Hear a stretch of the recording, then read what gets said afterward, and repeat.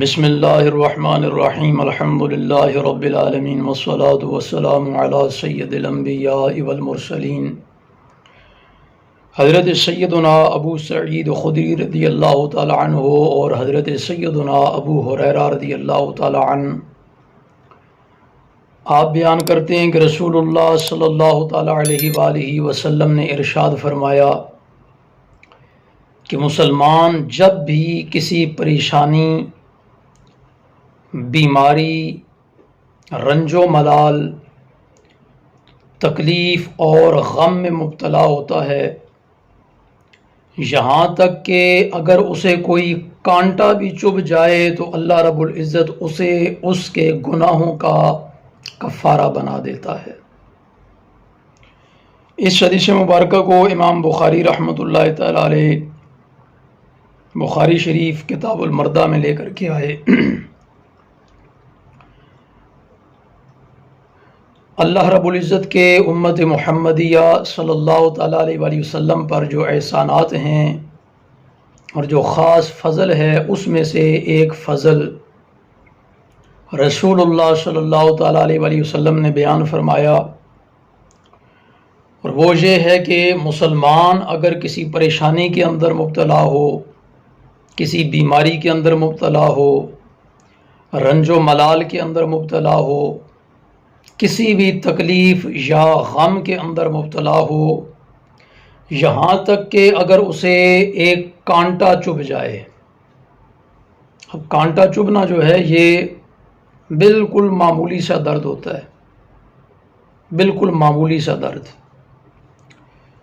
لیکن رسول اللہ صلی اللہ تعالیٰ علیہ وآلہ وسلم ارشاد فرما رہے ہیں کہ بندہ مومن کو، مسلمان کو اگر کانٹا بھی چبھ جائے تو اللہ رب العزت اسے اس کے گناہوں کا کفارہ بنا دیتا ہے۔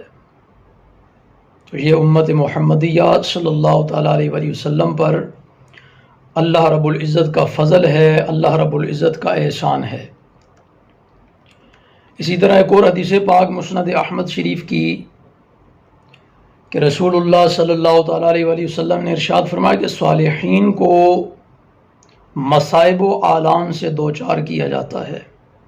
یعنی جو اللہ رب العزت کے مقبول ہوتے ہیں، جو اللہ کے برگزیدہ ہوتے ہیں، جو اللہ رب العزت کے محبوب بندے ہوتے ہیں، اللہ رب العزت ان کو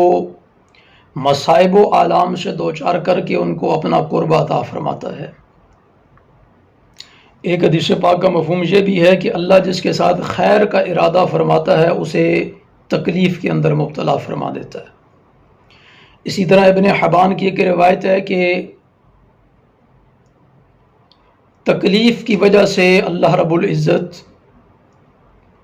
گناہ مٹا دیتا ہے اور درجات بھی بلند کر دیتا ہے۔ تو یاد رکھیں کہ تکلیف جو ہے کسی قسم کی بھی ہو، چاہے وہ بیماری کی صورت میں ہو، رنج و غم کی صورت میں ہو، یا کسی بھی صورت میں تکلیف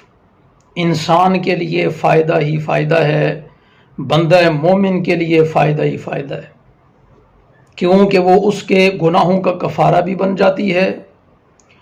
اور اگر اللہ رب العزت کا فیصلہ سمجھ کر اسے برداشت کیا جائے تو پھر وہ حصول ثواب کا باعث بھی بن جاتی ہے۔ لیکن یہ صرف اسی صورت میں ہے کہ جب آپ صبر کریں، کیونکہ جب آپ صبر نہیں کریں گے، صبر کی بجائے بے صبری کا مظاہرہ کریں گے اور تقدیر کا رونا رونے لگ جائیں گے، تو پھر آپ اللہ رب العزت کے اس فضل سے محروم ہو جائیں گے۔ پھر آپ یہ ہو سکتا ہے کہ فضل سے تو محروم ہوں ہی ہوں، لیکن ساتھ ہی ساتھ مزید گناہ کا بھی باعث بن جائے، کیونکہ آپ صبر نہیں کر رہے، بے صبری کا مظاہرہ کر رہے ہیں۔ تو اللہ رب العزت ہمیں ہر قسم کی مشکل میں، دکھ میں، تکلیف میں، بیماری میں، پریشانی میں، غم میں، چاہے وہ چھوٹا ہے یا بڑا ہے، اللہ رب العزت ہمیں اس میں صبر کرنے کی توفیق عطا فرمائے، اور صبر کر کے یہ اجر حاصل کرنے کی توفیق عطا فرمائے کہ اس صبر کے ذریعے ہم ثواب بھی کما سکیں اور اپنے گناہوں کا کفارہ بھی کر سکیں۔ اللہ رب العزت ہمیں اس کی توفیق عطا فرمائے۔